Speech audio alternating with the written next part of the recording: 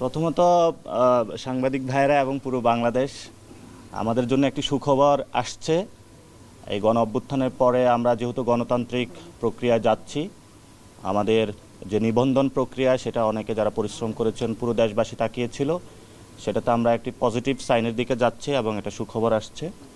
প্রতীকের বিষয়ে আমরা এখন আজকেও বলে আসছি যে আমরা শাপলা, সাদা শাপলা, লাল শাপলা, আমরা যে তিনটি প্রতীকের কথা বলেছি সেটা থেকে আমরা সরছি না, আমরা সেই জায়গাতে এখনও আছি। তবে আমরা ইতিমধ্যে বিভিন্ন জায়গায় খোঁজ পাচ্ছি যে এই প্রতীকগুলো নিয়ে তারা একটি ষড়যন্ত্রমূলক কাজের মধ্যে দিয়ে যাচ্ছে, যেটা আমরা তাদেরকে এখনও আপনাদের সামনে, দেশবাসীর সামনে বলতে চাই।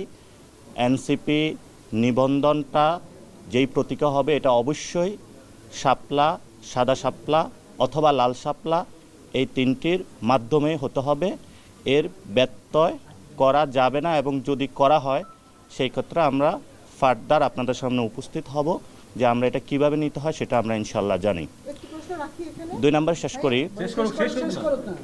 আমাদের যারা প্রবাসী ভাইয়েরা রয়েছেন তারা অনেকগুলো কমপ্লেক্সিটি ফিল করতেছেন। তো এটা নিয়ে আমরা অলরেডি 2টা রাষ্ট্রে সফর করেছিলাম। আমরা চায়নাতে ছিলাম, আমরা জাপানে ছিলাম। সেখানে প্রবাসী ভাইদের সাথে কথা হয়েছে। সেখানে আমরা অন দ্য ফিল্ডে গিয়ে ভিজিট করে দেখেছি যে তারা কোথায় কোথায় প্রবলেম ফেস করতেছে। সেই প্রবলেমগুলো আমরা আইডেন্টিফাই করে আজকে আমরা এখানে প্রধান নির্বাচন কমিশনারের কাছে উপস্থাপন করেছি। আমরা কিছু আইডিয়া দিয়েছিলাম, তারা সেগুলো বাস্তবায়নের বলেছেন যে পদক্ষেপ নেবেন, যাতে আমাদের যারা প্রবাসী ভাইয়েরা রয়েছেন তারা যাতে এটাতে সুন্দরভাবে ভোটিং প্রসেসে অংশগ্রহণ করতে পারে। এটা নিয়ে একটু পরে খালেদ সাইফুল ভাই কথা বলবেন। তবে এর আগে আমরা যেটা এনসিপি থেকে আমরা আপনাদের মাধ্যমে পুরো বাংলাদেশকে জানাতে চাচ্ছি যে আমরা আমাদের যে সার্ভেগুলো করেছি, আমরা 150টি আসনের মতো এনসিপির জয়ী হওয়ার সম্ভাবনা রয়েছে। আমরা সেগুলো নিয়ে ইতিমধ্যেই আমাদের একটি সকল যারা জেলার সমন্বয়কারী প্রধান রয়েছেন আমরা তাদেরকে ঢাকায় ডেকেছিলাম। আমরা তাদেরকে মাঠে প্রস্তুতি নেওয়ার জন্য কথা বলেছি, এবং সেখানে যারা গণ অভ্যুত্থানে অংশগ্রহণ করেছিলাম আলেম সমাজের প্রার্থিতা থাকবে। সেখানে যারা আইনজীবীরা অংশগ্রহণ করেছিলেন লিগ্যাল জায়গা থেকে, তারা বাংলাদেশের পক্ষে লড়াই করেছিলেন, তাদের প্রার্থিতা থাকবে। সাবেক সেনা কর্মকর্তা যারা আমাদের বাচ্চাদের উপরে গুলি চালায়নি সেই সৈনিক ভাইদেরকেও আমরা পার্লামেন্টে নিতে চাচ্ছি। যারা এই গণ অভ্যুত্থানে নারীরা ছিলেন তাদেরও প্রার্থিতা থাকবে। যারা সাংবাদিক ভাইয়েরা জীবন দিয়ে লড়াই করেছিলেন এই গণ অভ্যুত্থানে তাদেরও প্রার্থিতা থাকবে। এই ধরনের গণ অভ্যুত্থানে যেই সকল শ্রমিক, মজুর, কৃষক, আলেম, নারী এবং আমাদের যারা সৈনিক ভাইয়েরা প্রত্যেকেই এই গণ অভ্যুত্থানের সাথে ছিলেন, আমরা তাদেরকেও প্রক্রিয়াগত জায়গায় রেখেছি এবং তাদের সাথেও আমাদের কথাবার্তা চলমান রয়েছে।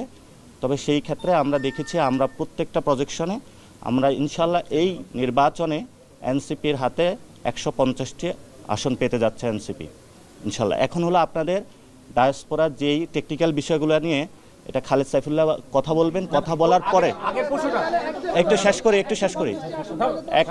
করি কথা বলার পরে আজকে আমরা সময় নিয়ে সকলেরই কোশ্চেনগুলো নিব এবং প্রত্যেকটা কোশ্চেনের আমরা আজকে উত্তর দিয়ে যাব।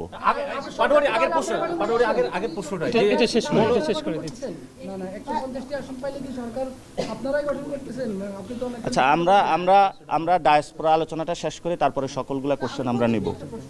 জি, প্রতীকের ব্যাপার আমরা বিগত দিনে যেটা জেনেছি যে যেকোনো রাজনৈতিক দল যখন প্রতীকের জন্য আবেদন করেন 3টে ভিন্ন রকম প্রতীকের আবেদন করেন।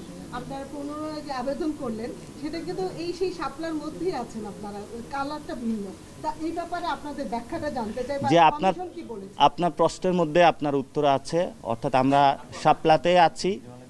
সো এই শাপলাটা আপনারা দেখবেন যে আমাদের যে রাষ্ট্রীয় যে প্রতীক রয়েছে সেখানে কিন্তু ধান রয়েছে, এবং যে ধানের শীষ যেভাবে আছে এটা কিন্তু ধানের শীষ না, এটা ধানের ছড়া।